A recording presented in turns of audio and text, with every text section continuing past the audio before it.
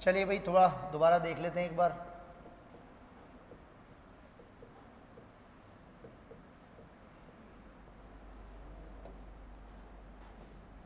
देखिए संख्या पद्धति में क्या होता है, आपका संख्याओं का समूह होता है। अब आप मेरे साथ साथ लिख सकते हैं इसको, संख्याओं का समूह, जिसमें आपकी संख्याओं के समूह को कहा जाता है सम्मिश्र संख्याएं। सम्मिश्र संख्याएं, सम्मिश्र संख्याएं बोले तो कॉम्प्लेक्स नंबर, कॉम्प्लेक्स नंबर। अच्छा आवाज़ तो आ रही है ना प्रॉपर सबको? कहीं कोई दिक्कत हो? देखो आप लोगों को एकदम मस्त रहना है। अभी देखो पहला दिन है, थोड़ा सा आपका और मेरा तालमेल बनने में समय लगेगा। बाकी देखिए अगर आपको ऐसा लगता है तो मेरा नाम आपको पता है, आराम से आप यूट्यूब पर खूब सारा सर्च करिएगा, उसके बाद आप देख लेना। मैं पूरे राजस्थान में नहीं, मैं पूरे इंडिया में बहुत मौज मस्ती से मैथ्स पढ़ाने वाला आदमियों में से हूँ। या तो धांसू सर पढ़ाते हैं या दूसरा मैं पढ़ाता हूँ।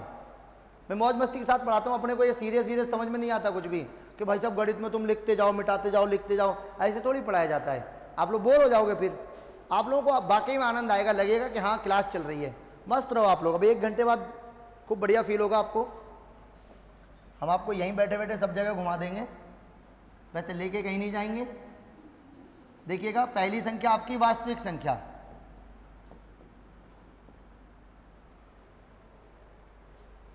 इसको समस्या है कुछ मुझे लग रहा है।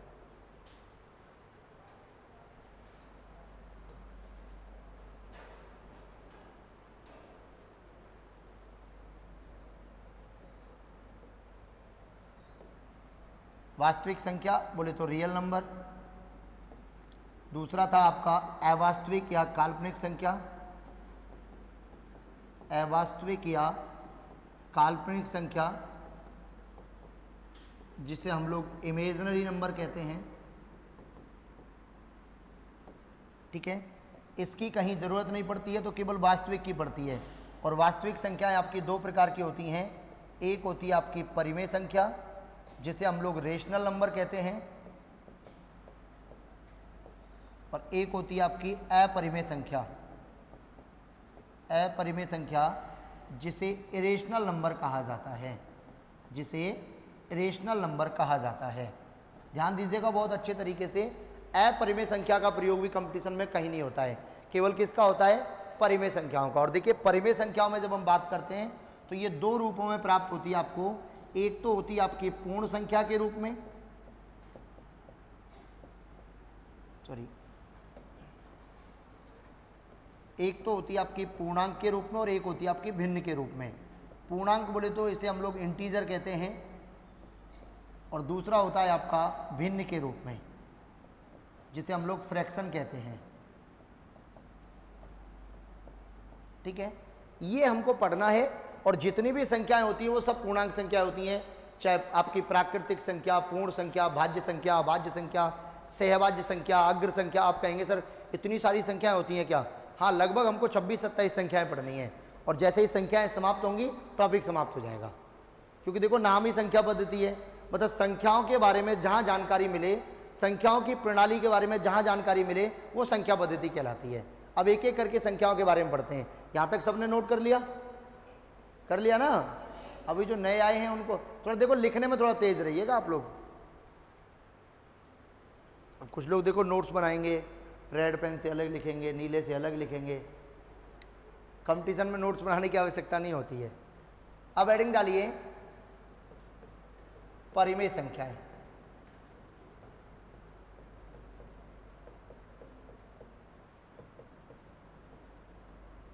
देखिए ऐसी संख्याएं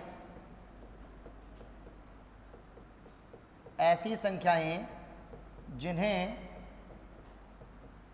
P/Q के रूप में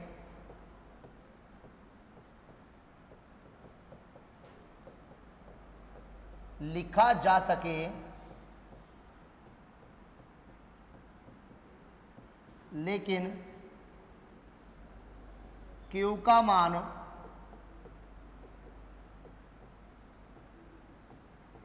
कभी भी शून्य नहीं होना चाहिए, शून्य नहीं होना चाहिए। अर्थात ये क्या कहना चाह रहा है आपसे ये कहना चाह रहा है कि संख्या तो आपका P अपॉन Q के रूप में रहेगी, लेकिन कंडीशन ये है कि ये आपका जो Q है ये आपका नॉट इक्वल 0 होना चाहिए, क्योंकि आप जानते हैं कि अगर आपके डिनोमिनेटर बोले तो हर में अगर 0 आएगी तो वो संख्या का मान क्या हो जाएगा, आपका इनफाइनाइट हो जाता है, क्योंकि अगर 0 से किसी संख्या को विभाजित करते हैं तो उसका मान कोई संख्या प्राप्त नहीं होती है, वो आपका अनंत प्राप्त होता है, जिसे हम लोग अनिर्धारित संख्या कहते हैं। जैसे कि देखिए, अगर 0/0 लिखते हैं या 0/ अनंत लिखते हैं या अनंत बटा अनंत लिखते हैं या अनंत बटा 0 लिखते हैं, ये सब आपकी जो हैं ये कहलाती है आपकी अनिर्धारित संख्या। ये होती है आपकी अनिर्धारित संख्या। कहने का मतलब जिनका कोई निर्धारण नहीं किया जा सके वो सब क्या कहलाती है, आपकी अनिर्धारित संख्या। तो देखो, अब इसमें दूसरी बात जो जानने की है वो ये है कि देखो P/Q के रूप में लिखवा रहा है कि नहीं लिखवा रहा है। ये P बोले तो क्या हो गया, आपका अंश हो गया, और Q किसे डिनोमिनेट कर रहा है, आपका हर को, और अंश बटा हर में क्या होती है, आपकी भिन्न होती है। इसका मतलब यहाँ से एक नई बात और समझ में आई आपको, वो ये सीखनी है कि ऐसी भिन्न या संख्या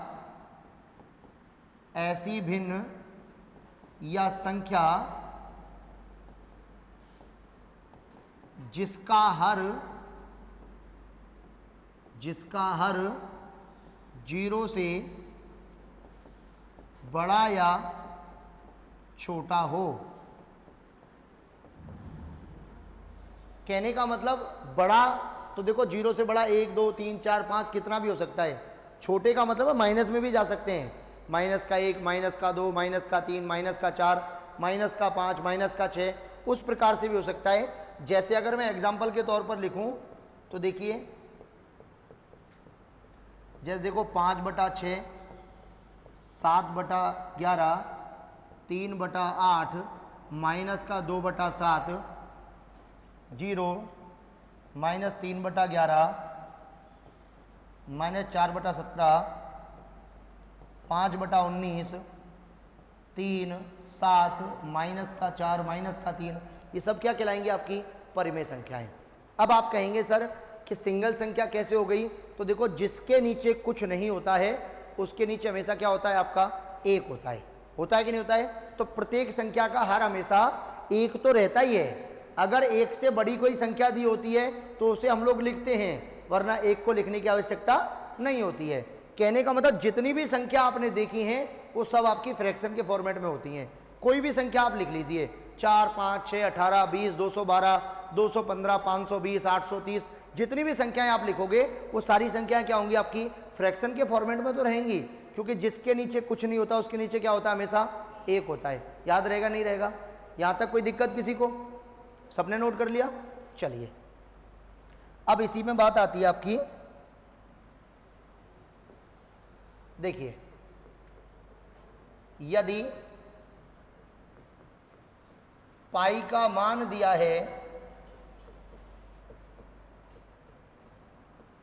और पाई का मान कितना होता है बताओ भाई, 22/7 होता है या फिर आपका 3.14 होता है।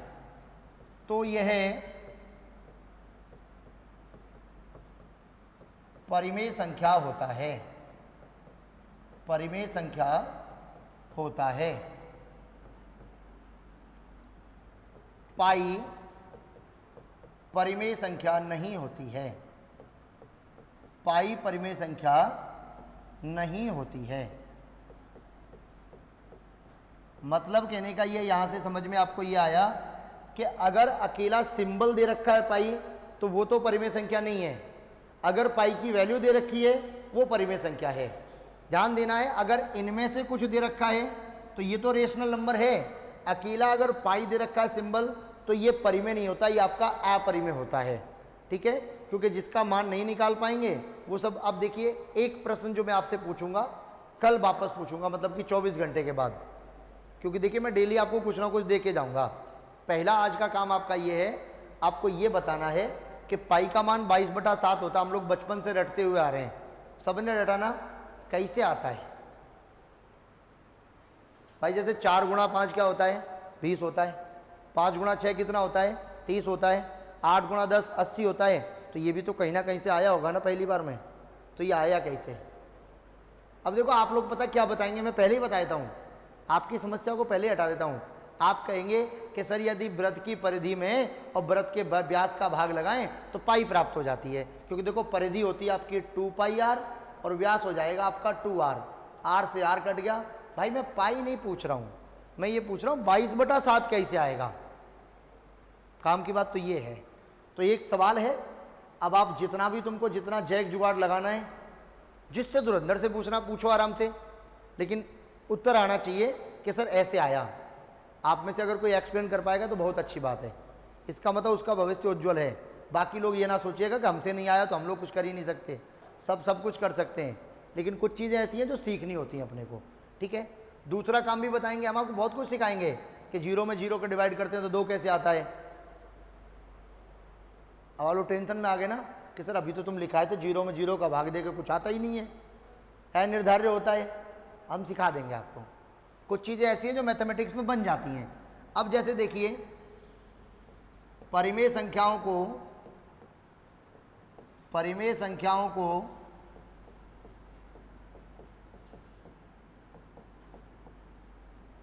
Q से प्रदर्शित किया जाता है, Q से प्रदर्शित किया जाता है। फिर आती हैं आपकी अपरिमेय संख्याएं।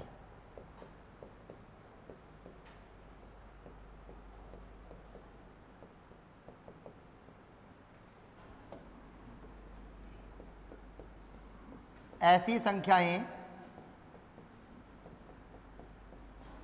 जिन्हें P/Q के रूप में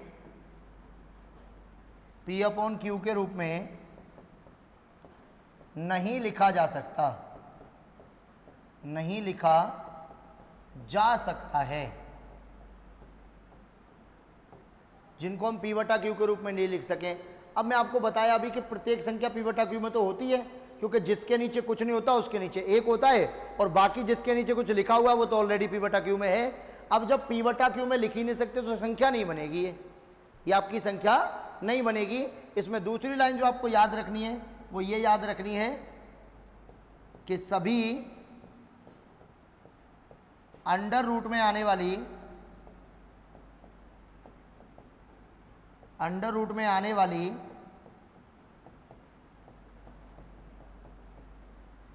नॉन परफेक्ट स्क्वायर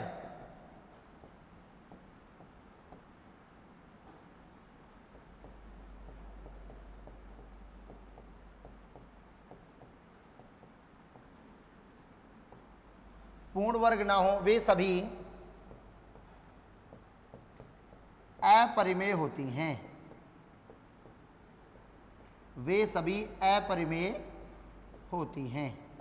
क्या होती हैं आपकी? अपरिमेय होती हैं। ध्यान दीजिएगा, दोबारा से सुने भाई। P/Q के रूप में नहीं लिख सके, एक बात तो यही है। दूसरी बात यह कि अगर अंडर रूट में ऐसी संख्या लिखी है जो पूर्ण वर्ग नहीं होती है। अब कितने लोग ऐसे हैं जो यही नहीं जानते कि सर पूर्ण वर्ग क्या होता है। अच्छा, अंग्रेजी मीडियम वाला तो नहीं है कोई तुम में से? गलती से फिर क्योंकि उसको दिक्कत हो जाएगी बहुत ज़्यादा, क्योंकि उसके समझ में थोड़ी आएगा ये प्रदर्शित करना, और ये हिंदी वाले को सब समझ में आता है। अब आ जाते हैं कंपटीशन की क्लास में, क्या इंग्लिश मीडियम वाले आ जाते हैं, अभी वो 12वीं तक तो कष्ट झेलते हैं कहीं दूसरी जगह अंग्रेज बनने के चक्कर में, फिर वो आ जाते हैं हिंदी मीडियम में। क्योंकि देखिए कंपटीशन हिंदी में ही पास किया जा सकता है, अंग्रेजी में टफ होता है। उसका रीज़न है कि इंग्लिश वाला बच्चा जो तैयारी 1.5 साल में कर पाएगा, हिंदी मीडियम वाला उसी को 10 महीने में कर लेता है, इसलिए हिंदी मीडियम वाला जल्दी सेलेक्ट हो जाता है। हाँ, अगर हम बात करते हैं UPSC की, जो IAS वाली तैयारी होती है, वहाँ इंग्लिश मीडियम वाला पहले जाता है, हिंदी मीडियम वाले को बाद में नंबर आता है। क्यों? क्योंकि उस तैयारी को इंग्लिश मीडियम वाला जल्दी गेन कर लेता है। अब आप सोच रहे होंगे सर वो तो आसान होगी, इसका मतलब फिर हाँ, पेपर जितना बड़ा होता है उतना ईजी होता है, जितना छोटा पेपर आप देंगे उतना टफ होगा एग्ज़ाम। क्योंकि देखिए नंबर ऑफ क्राउड की संख्या बढ़ जाती है। पेपर जब छोटे स्तर का होता है तो नंबर ऑफ कैंडिडेट्स ज़्यादा होते हैं, जब पेपर बड़े स्तर का होता है तो नंबर ऑफ कैंडिडेट्स की संख्या कम होती है। जैसे कि अभी मैंने आपको बताया पशु परिचर में 18 लाख बच्चे हैं लगभग, और यही जब RAS की भर्ती आई है अभी आपकी, उसमें ना के बराबर फॉर्म भरेंगे, मुश्किल से 1 सवा लाख 2 लाख भर जाएंगे, इससे ज़्यादा नहीं भरेंगे। 1-1.5 लाख पे जाके लिमिट रुक जाती है, और जिसमें प्री पास करने के बाद वही बचते हैं आपके 19,000 18,000 बच्चे। अब आप सोचो कि कंपटीशन का स्तर कहाँ है, बहुत अलग है। जैसे कि रेलवे में जब वैकेंसी आती है तो रेलवे ग्रुप डी का जब फॉर्म आता है तो लगभग 4 करोड़ फॉर्म भरते हैं। आप लोग कहोगे 4 करोड़ बहुत होता है ना। जैसे कि देखिए मैं आपको एग्जांपल देता हूँ, आपका पड़ोसी राज्य उत्तर प्रदेश, जैसे अपने राज्य में जब राजस्थान पुलिस की भर्ती होती है तो अपने राज्य में वैकेंसी निकलती है 4500, 5500, 6000, इससे ज़्यादा कभी नहीं निकलती। लास्ट 6000 5000 भर्ती निकलती है। अपने को लगता है बहुत ज़्यादा भर्ती आ गई। अच्छा पता उत्तर प्रदेश में कितनी निकलती है? 60,244, अभी 45,000 फिर आ गई। मतलब 8 महीने में 1 लाख आ गई पुलिस की। मतलब 1 लाख तो पुलिस वाले चाहिए नए। तो सोचो राज्य कितना बड़ा होगा, क्योंकि आपके राज्य की जनसंख्या 8 करोड़, उत्तर प्रदेश की 42 करोड़। हाँ, लगभग 123 देश की जनसंख्या को मिला लें तब जाके अकेले उत्तर प्रदेश की बनती है अपनी। इसीलिए तो कहते हैं कि उत्तर प्रदेश को जिसने जीत लिया वो दिल्ली में अपनी सरकार बना लेता है। सुना कि नहीं सुना? पॉलिटी वॉलिटी पढ़ते हैं ना आप लोग? अरे पढ़ते हैं कि नहीं पढ़ते हैं? हाँ, तो ये सीखना जरूरी है, सब आएगा पेपर में। हाँ ठीक है। और देखिए मैं आपको मैथ्स भी पढ़ाऊंगा और मैं आपको रीजनिंग भी पढ़ाऊंगा। रीजनिंग बहुत इंटरेस्टेड होता है, इसमें तो आपको फिर भी थोड़ा बहुत माथापच्ची करनी पड़ेगी, दिमाग लगे नहीं लगे कोई पता नहीं, उसमें लग जाएगा सबका। यहाँ तक हो गया सबका? जैसे कि देखिए इसके एग्जाम्पल लिखो आप लोग। जैसे अंडर रूट में जैसे 13 लिख दिया, अंडर रूट में 21 लिख दिया, अंडर रूट में 57 लिख दिया। जैसे कि देखिए पाई है, साई है, आपका हैज है, स्टार, ठीक है, अल्फा, बीटा, गामा, ये सब क्या है आपके? ये सब है परिमेय संख्याएं कहलाएंगी। इसका मतलब यहाँ से एक लाइन और याद रखनी है आपको कि सभी गणितीय संक्रियाएं, सभी गणितीय संक्रियाएं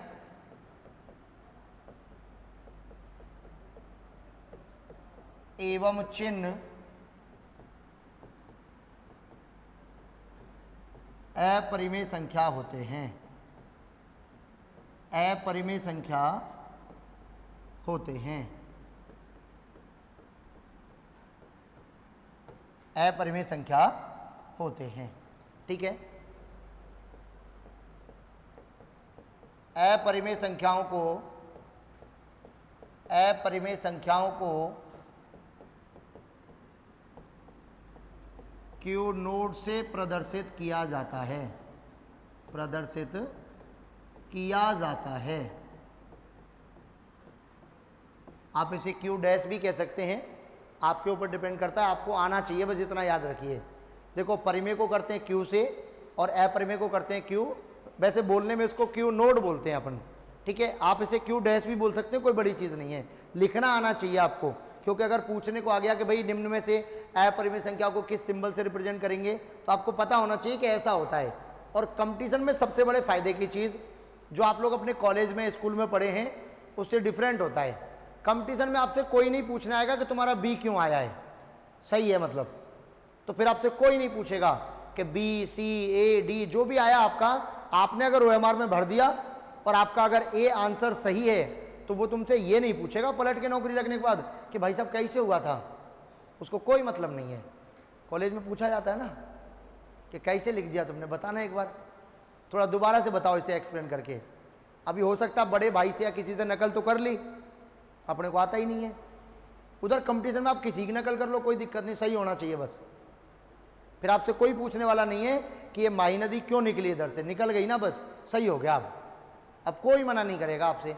तो कंपटीशन में होता क्या है कि तभी तो कहते हैं कंपटीशन में तुक्का भी लगता है विद्यार्थियों का, और बहुत विद्यार्थियों का लगता है, ऐसा नहीं है कि आपका ही लगेगा, और सब लगाते हैं, कोई भी हो। अब आगे देखिए, अब आप नोट डालकर लिखिए। अब इन दोनों संख्याओं के बारे में लिखना है जो प्रश्न आता है यहाँ से। देखो प्रश्न कैसे पूछे जाते हैं, पहले नोट डाल के लिखो कि दो परिमेय संख्याओं के मध्य, दो परिमेय संख्याओं के मध्य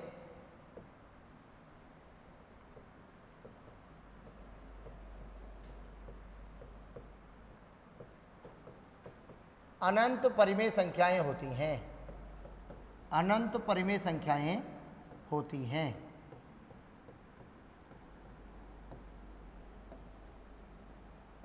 ठीक है,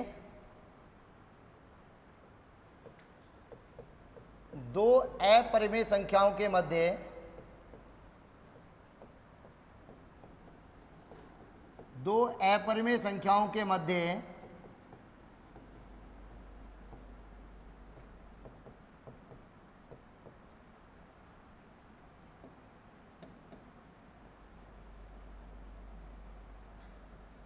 अनंत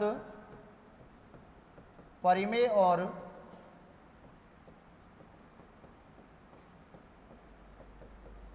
अपरिमेय संख्याएं होती हैं।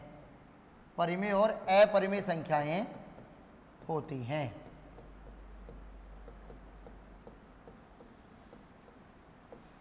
क्योंकि देखिए हमने √13 लिखा, फिर अगला √14 भी आएगा, √15 भी आएगा, फिर देखो √16 भी आएगा, और √16 का मान कितना होता है? 4 होता है। फिर 17, 18, 19, 20 ऐसे ही जाके फिर आपका 25 आएगा, उसका मान भी निकल सकता है। तो इसका मतलब है कि देखो परिमेय के बीच में तो परिमेय ही आती हैं, लेकिन अपरिमेय के बीच में परिमेय और अपरिमेय दोनों प्रकार की संख्या आती हैं। तो कई बार पूछा गया है कि दो परिमेय संख्याओं के मध्य कितनी परिमेय संख्याएं होंगी? तो अनंत परिमेय संख्याएं होती हैं। दो अपरिमेय संख्याओं के मध्य भी अनंत परिमेय भी हो सकती है और अनंत आपकी अपरिमेय भी हो सकती हैं। ठीक है, और आगे लिखिए।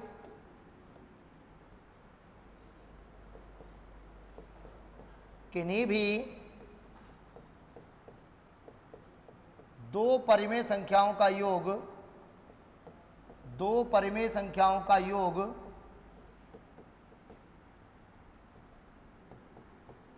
हमेशा परिमेय संख्या होता है। परिमेय संख्या होता है। दूसरा, किन्हीं भी दो अपरिमेय संख्याओं का योग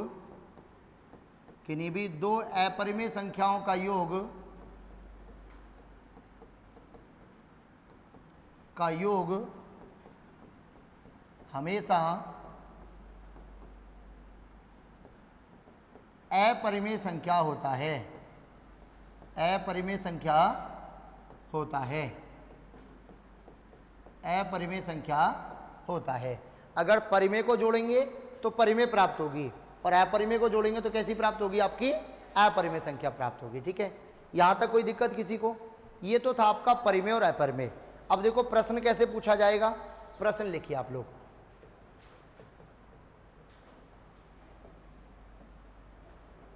निम्न में से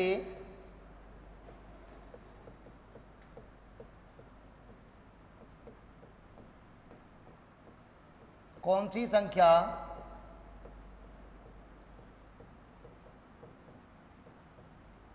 अपरिमेय नहीं है?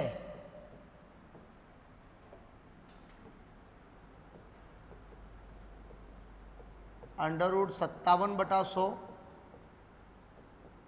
Option number B.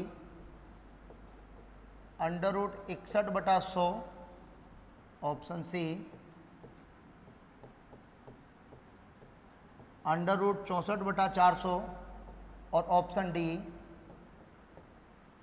√31/200। तो इनमें से ऐसी कौन सी है जो अपरिमेय नहीं है? तो देखिए ध्यान दीजिएगा, अभी सीख गए आप लोग, कुछ नहीं करना था आपको बस ये देखना है कि इनमें से ऐसी कौन सी है जिसका वर्ग होने के बाद बाहर निकल आएगी। तो देखो आपको पता है, देखो 64 किसका वर्ग होता है? 8 का। 400 किसका होता है? आपका 20 का। इसका मतलब देखो ये क्या हो जाएगा आपका? 4 दूने 8 और 4 पंजे 20। देखो ये तो बाहर निकल आया। इसका मतलब ये क्या हो गया आपका? ये परिमेय संख्या हो गई। कैसी हो गई आपकी? परिमेय। तो वो यही पूछ रहा है आपसे कि ऐसा युग्म बताना है इसमें से आपको कि जो आपका अपरिमेय नहीं है, बाकी की क्या है? आपकी अपरिमेय है। ऐसे ही आएगा पेपर में, ज़्यादा सोचने की आवश्यकता नहीं अपने को। ठीक है, जैसे कि देखिए निम्न में से अपरिमेय संख्या है। अपरिमेय संख्या है।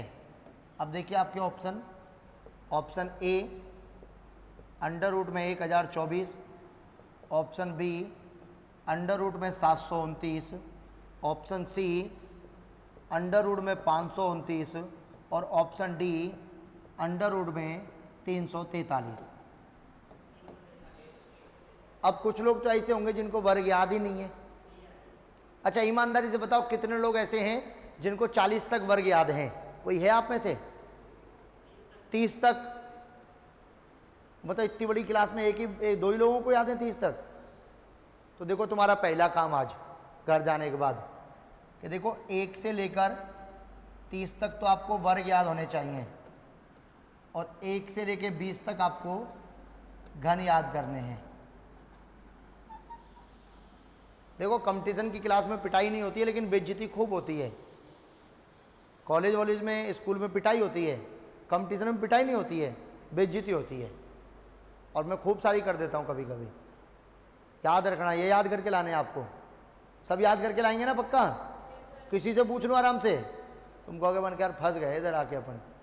सब कुछ याद करना है इधर आपको। अभी कुछ दिन बाद देखो ये खत्म हो जाएगा। अभी तो कुछ नहीं, अभी तो ऐसी संख्याएं चल रही हैं जिनको हम जनरली जानते हैं। इसके बाद देखो भाज्य आएगा, अभाज्य आएगा, सहभाज्य आएगा, अग्र संख्या होता है, रूढ़ संख्या होता है, यौगिक संख्या होता है, संयुक्त संख्या होता है। अब आप कहेंगे सर इतनी सारी होती हैं, किसको किधर रखना है मैं बता दूंगा। समझ में आ रहा है आपको? लग नहीं रहा मुझे।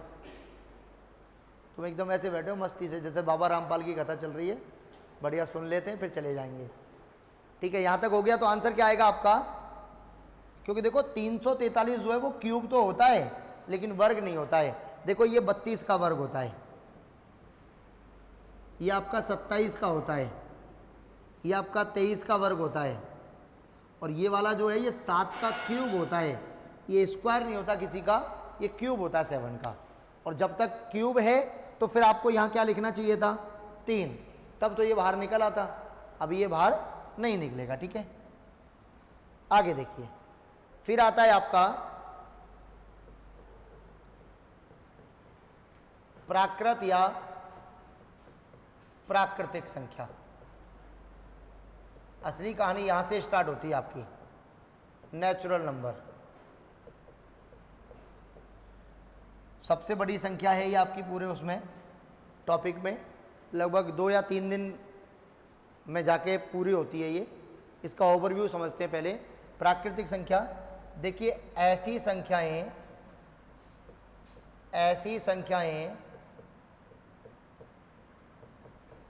जिन्हें गिनने के लिए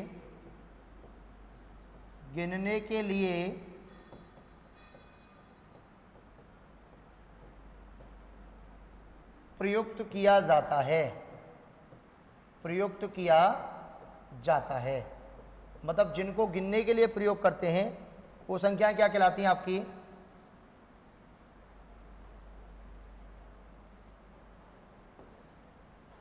अब जैसे कि अर्थात जिन संख्याओं का प्रारंभ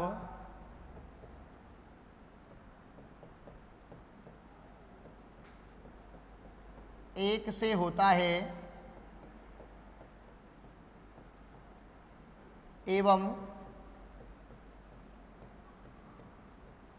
अंत निश्चित नहीं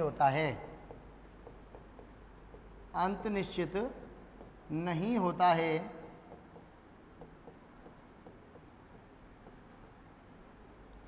प्राकृतिक संख्याएं कहलाती हैं। प्राकृतिक संख्याएं कहलाती हैं। क्या कहलाती हैं आपकी? प्राकृतिक संख्याएं कहलाती हैं। भाई स्टार्ट तो 1 से हो जाती हैं। अब आप कहेंगे सर के गिनने के लिए, अब समझो ध्यान से। सुबह ये क्लासरूम खाली था आपका, बिल्कुल ठीक है। आप सभी लोग बाहर खड़े हुए हैं, मैं भी आपके साथ खड़ा हुआ हूँ और मैंने आप में से एक विद्यार्थी को अंदर भेजा कि भाई आप अंदर जाके देख के आओ कितने विद्यार्थी हैं। क्वेश्चन को समझना ध्यान से। मैंने बोला उसको कि आप अंदर जाके ये देख कर आइए कि कितने विद्यार्थी हैं। तो वो जाके जवाब क्या देगा कि सर कोई नहीं। 0 नहीं देगा भाई साहब। 0 केवल बैलेंस हो सकता है, बाकी 0 कहीं प्रयोग नहीं होते गिनने में। आपके अगर अकाउंट में बैलेंस की बात आती है तो वहाँ 0 तुमको दिखेगा, बाकी कहीं नहीं दिखता है 0। क्यों? क्योंकि 0 की काउंटिंग नहीं की जा सकती। तो वो ये कहेगा कि सर क्लास में कोई नहीं है। क्या कहेगा?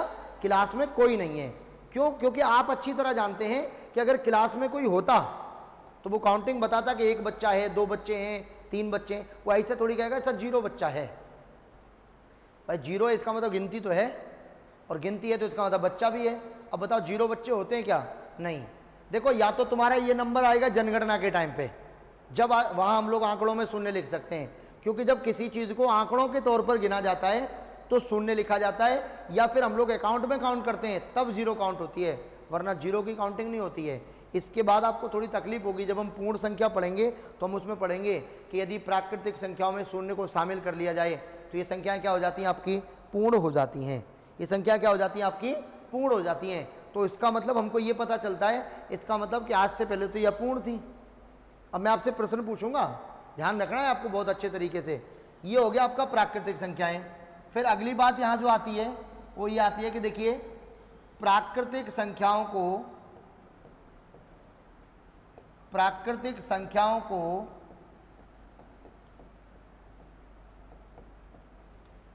कैपिटल N से प्रदर्शित किया जाता है। कैपिटल N से प्रदर्शित किया जाता है। अब समझो ध्यान से, जैसे कि देखो एग्जाम्पल के तौर पर मैं लिख देता हूं आपका, जैसे 1 2 3 4 5 कहीं तक भी ले जाइए, ये लाइन आपकी रुकने वाली नहीं है। अब सुनो ध्यान से क्या कहना चाह रहा हूं मैं। इसको भी परीक्षा देनी है भाई साहब SI की। हाँ पढ़ ले भाई। आप लोग सब जानते हैं अच्छे तरीके से शून्य की खोज किसने की थी बताओ? अरे 0 की खोज किसने की थी? आर्यभट्ट। यही तो सुना है ना अपन ने? अरे सबने सुना है ना? थोड़ा अभी एनर्जी देखो, सुबह सुबह आयो आराम से। देखो सुबह सुबह मैथमेटिक्स क्लास लगाने के पीछे कारण समझो।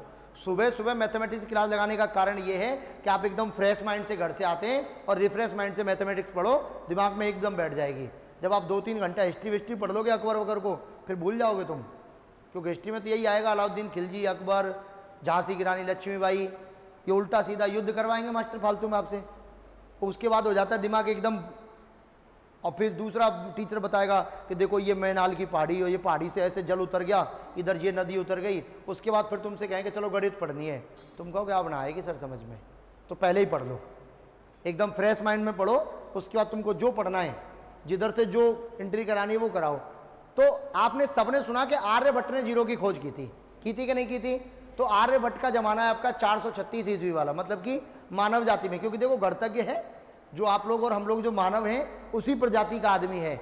एक बात बताओ कि अगर 0 की खोज आर्यभट्ट ने की, तो एक बात बताओ, अगर हम वापस जाते हैं भगवान के ज़माने में, जो रामायण सुनते हैं ना आप लोग, सब देखते हैं ना, अभी आपके कॉलेज में होती भी है। हाँ मैं 2 साल से देख रहा हूँ, देखने आता हूँ मैं, दोनों साल आया। तो सबसे जो बड़ी बात है वो आपको सीखने को क्या मिला कि जब हमने सुना कि आर्यभट्ट ने खोज की, तो बताओ उस जमाने में कैसे गिना कि रावण के 10 सिर होते हैं। बेटा बिना 0 के 10 ना लिख सकते, तुम लिख सकते हैं क्या?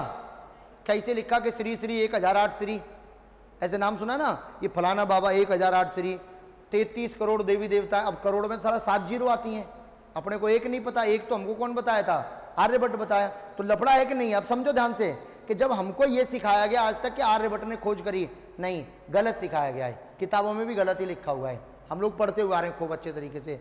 आर्यभट्ट ने केवल शून्य का सिद्धांत दिया था। आर्यभट्ट ने शून्य का सिद्धांत दिया है। 0 तो हम लोग पहले ही जान चुके थे, क्योंकि देखिए सबसे पहले हम लोग संस्कृत भाषा का ज्ञान हुआ था हमको। और देखो 0 एकमात्र ऐसा अंक है पूरे मैथमेटिक्स में, तुम अंग्रेजी में लिखो, गणित में लिखो, संस्कृत में लिखो, हिंदी में लिखो, 0 0 ही रहेगा। देखो एक आपका देखो ऐसे भी होता है और ऐसे भी हो जाता है, होता है कि नहीं होता है? ऐसे भी हो जाता है। ये 0 ऐसी रहेगी, तुम किसी में भी लिख के देख लो, ये नहीं बदलेगी। तो संस्कृत में भी ऐसे ही थी। तो ज्ञान तो हो गया था, लेकिन ये नहीं पता था हमको कि भाई शून्य का करना क्या है। तो ये शून्य का जो सिद्धांत है वो किसने दिया था आपको? आर्यभट्ट ने। आर्यभट्ट ने ये सिखाया कि 0 को अगर किसी संख्या में जोड़ते हैं तो क्या प्रभाव पड़ता है, 0 को अगर किसी संख्या में से घटाते हैं तो क्या प्रभाव पड़ता है, 0 किसी संख्या को गुणा करते हैं तो क्या प्रभाव पड़ता है, 0 से अगर किसी संख्या को भाग लगाते हैं या किसी संख्या का 0 में भाग लगाते हैं तो क्या प्रभाव पड़ता है। ये चीजें हमको किसने सिखाई थी? आर्यभट्ट ने सिखाई थी। आर्यभट्ट ने जीरो की खोज नहीं की थी। आर्यभट्ट ने शून्य का क्या दिया था, सिद्धांत दिया था कि भाई जीरो को आप ऐसे ऐसे प्रयोग करिए। तो देखो हम लोग अगर मैथमेटिक्स की भाषा में बात करें तो शून्य ऐसा अंक है जिसे किसी संख्या में जोड़ें या घटाएं तो उसके मान पर कोई प्रभाव नहीं पड़ता है। भाई आप जीरो जोड़ दीजिए तो भी वैसा ही रहेगा, जीरो घटा दीजिए तो भी वैसा ही रहेगा।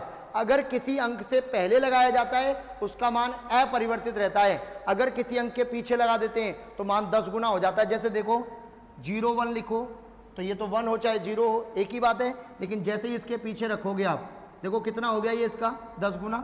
जब देखो 0 3 लिखो तो क्या हो गया आपका, इसको ऐसा ही की तैयारी करने भाई साहब को ले जाओ इसको।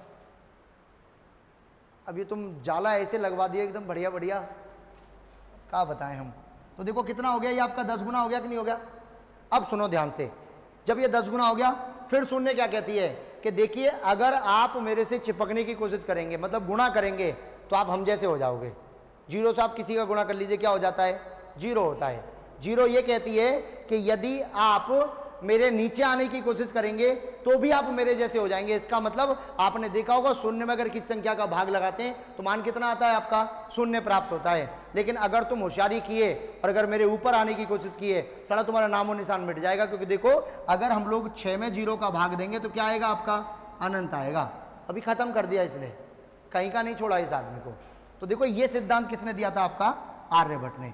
बाकी की कहानी अपन कब समझेंगे, कल की क्लास में। कल एकदम समय से चालू होगी, आज थोड़ा सा तकनीकी व्यवधान था इसीलिए क्लास में विलंब रहा। यहाँ तक समझ में आ गया सबको, पक्का। चलिए धन्यवाद।